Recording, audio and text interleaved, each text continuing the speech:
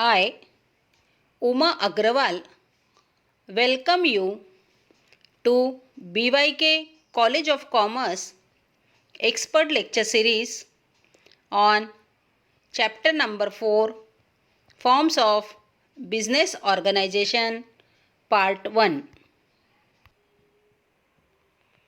In this topic, we shall deal with different type of organizations like private sector and public sector. We shall more particularly concentrate on private sector only. 80% of the private sectors are micro, small and medium enterprises. Both the central and state government has focused their concentration on these organizations as they employ and generate majority of the employment in the country. In most developed and many developing countries, it is necessary that in India too, the concerns of the entire small and medium enterprises sector are addressed. In this concern, reservations of many items for exclusive manufacture in the small scale industrial sectors are made. Before we proceed, I would like to bring to your knowledge that chapter number 3 on the topic of small scale industry and business is opted for self studies. No questions on this topic would appear in the exam paper.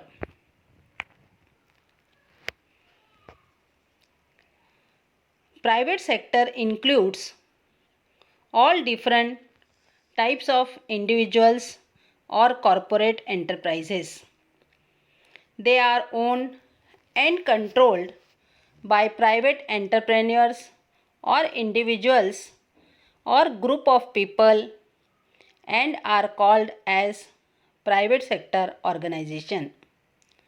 These private sector enterprises are mostly characterized by certain common characteristics like private initiative, profit motive, ownership and management in private hands.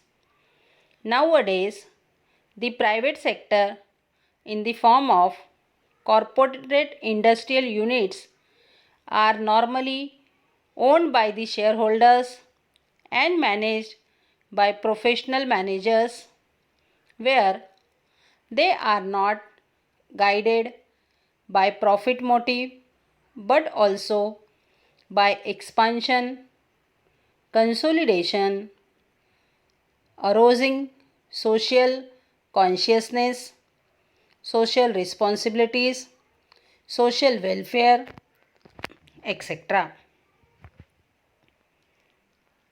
This sector includes sole trading concern or sole proprietorship, partnership firm, joint Hindu family business, cooperative society, and joint stock company. In this sector, ownership, management, capital, authority, etc. lies solely with private individuals. There is no interference from the government since free decades due to government policy. They enjoy freedom due to liberalization and delicensing policy. In this type of firm, only one individual is the owner, servant and boss. He is answerable to nobody, being independent owner of the business, as all the rights and liabilities including profit and loss are assigned to be sole individual owner. So he is called the boss or can be his own boss. The individual boss, irrespective of the firm, is the legal identity. He can sue or be sued independently in his own individual capacity, irrespective of the firm. The word sole means single and proprietorship means owner. The name itself suggests that there is only a single owner. This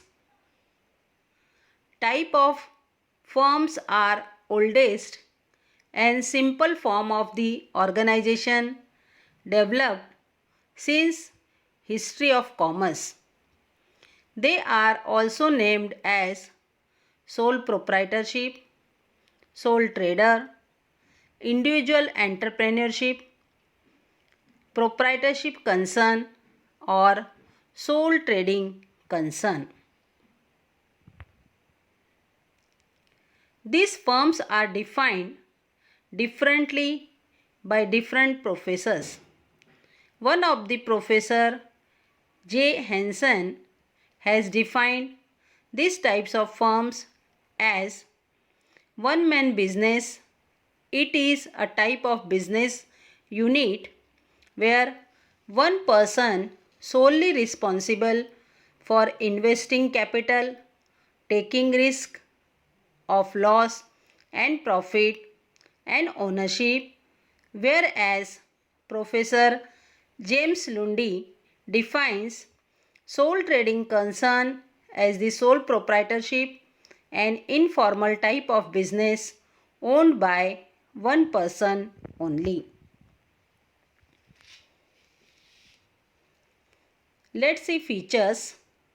First, individual ownership. Only one owner who invests all the capital required and owns all the assets and responsible for all the liability of the business. No sharing of profit and risk. Being a single owner, there is no one than he himself to share profits or losses and bear the risk alone. Third, self-employment. This is the best suitable business of self-employment.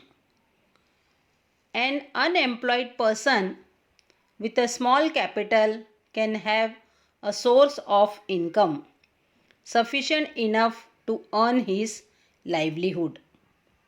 Fourth, local market operation.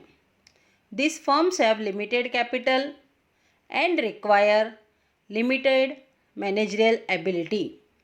So they generally operates in local markets. No separate legal status. These firms do not enjoy separate legal identity or status. The owner individually and the firm in the eyes of law are considered to be one and the same legal entity. Minimum government regulations. For its formation, registration is not compulsory, nor there are rigid legal formalities, nor separate act, law, or statute are made to govern the activities of these firms. Only taxation, labor laws are needed to be followed bare minimally. Unlimited liability. This principle implies that there is no distinction between personal property and business property, which means that If liabilities are not paid off from the business assets, then personal properties of the owner would be liable to attachment under the prevailing laws.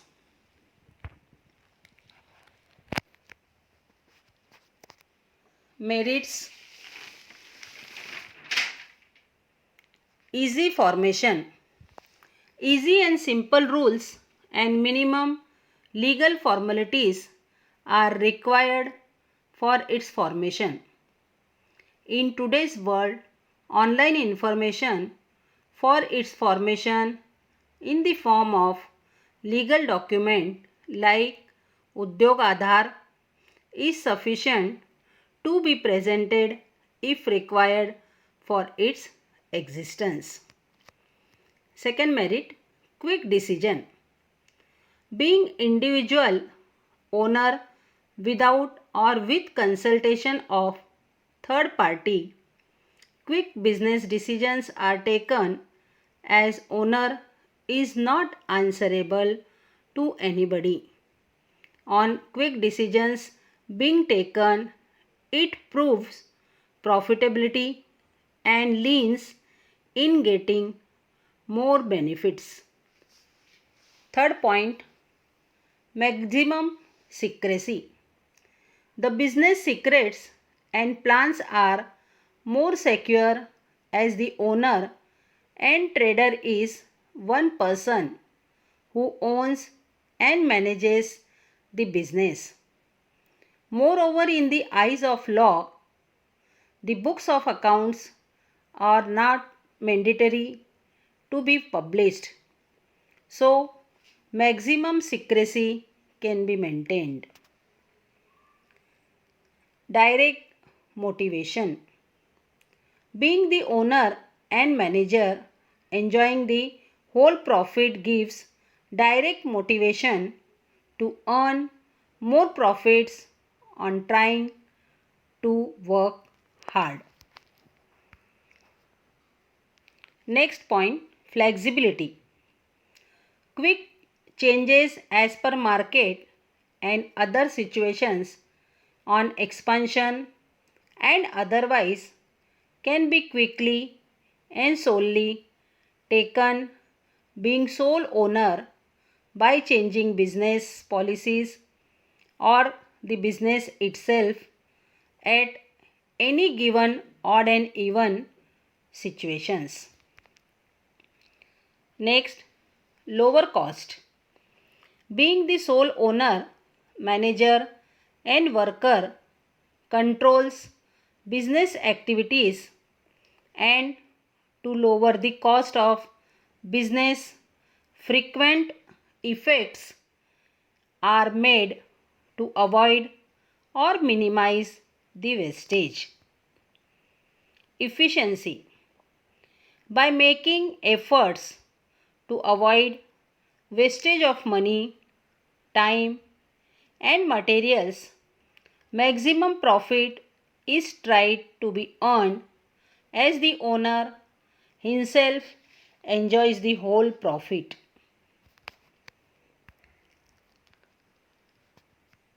Demerits. First, limited capital. Being sole owner, raising capacity of capital therefore is limited.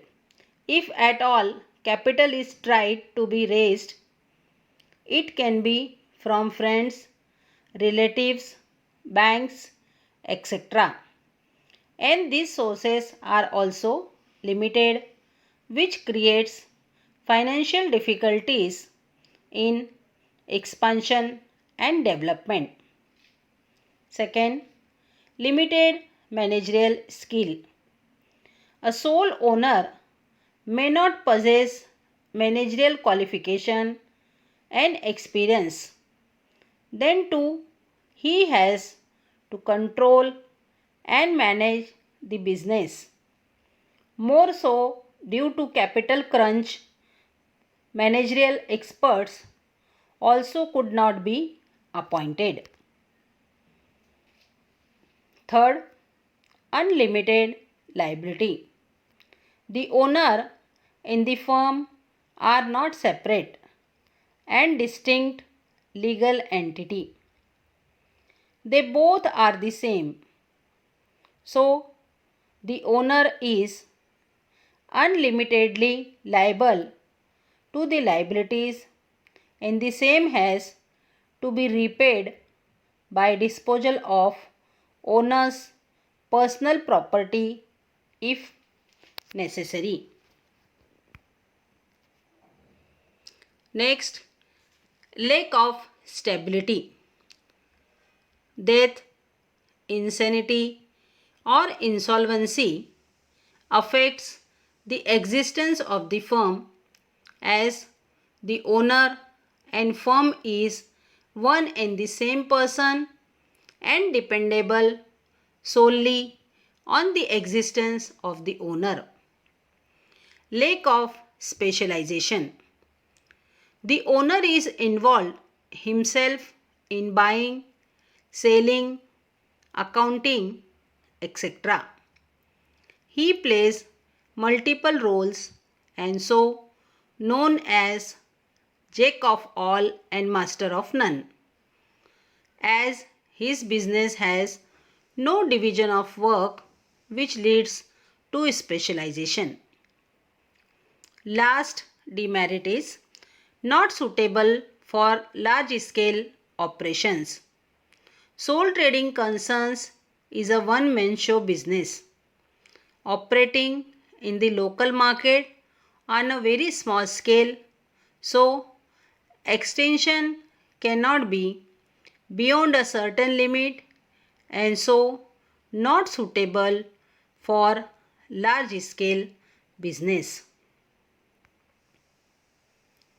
With this, I hope that we all are well acquainted now with private sector enterprises, more particularly with proprietorship or sole trading concern, and would not carry any doubts or infirmity in respect to this business concern.